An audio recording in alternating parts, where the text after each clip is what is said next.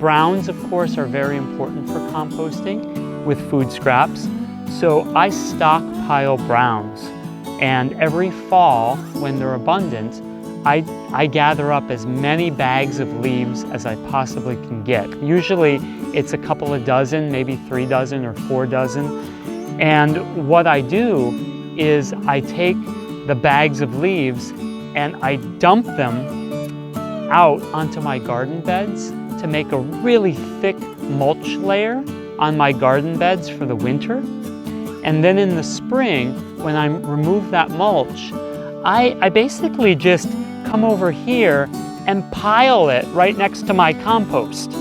And you can see that I still do have, you know, a little bit of last year's leaves that I'll use to layer my food scraps with.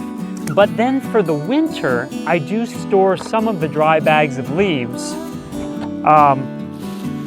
in these trash cans, and I put extra bags of dry leaves under my house. I happen to have a house that is a post and beam house, and there's a crawl space underneath it. And I also stick, you know, all the bags of leaves that I want to keep dry under the house, and then when I run out of leaves in the trash can, I go get another one and I refill the trash can so that I always have dry leaves over the winter, especially to use in the compost.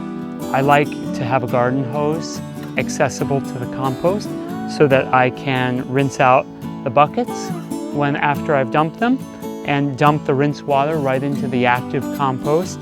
And then sometimes in the summer, especially, I'll just give the compost, you know, a little bit of a spray after it's been very hot and dry for an extended period of time. It's important to keep the compost moist because that's one of the essential ingredients to composting is moisture and water.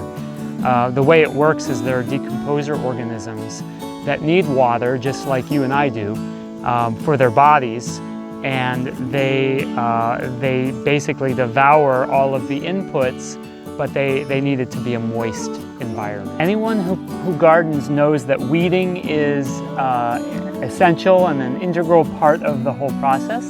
So I'm weeding out of my garden bed underneath these squash plants, and I'm just throwing it into a bucket for now.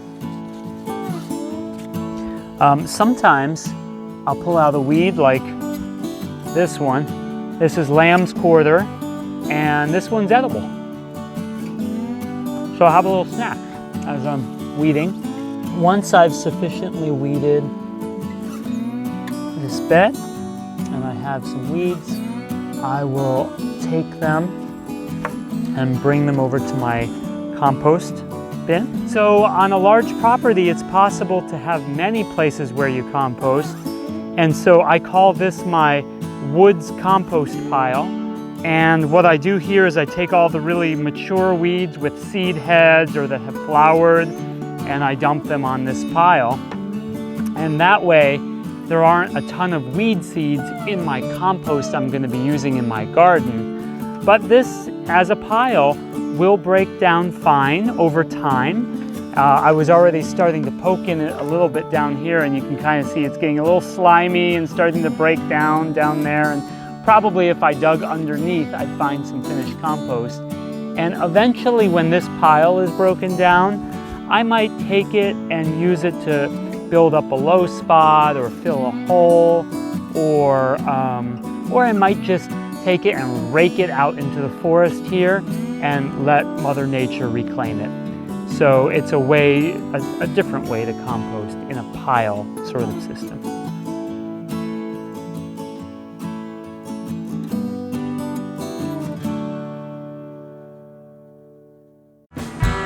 When you walk down to your friend's yard to see the compost pile, you thought it might be a good idea, but still you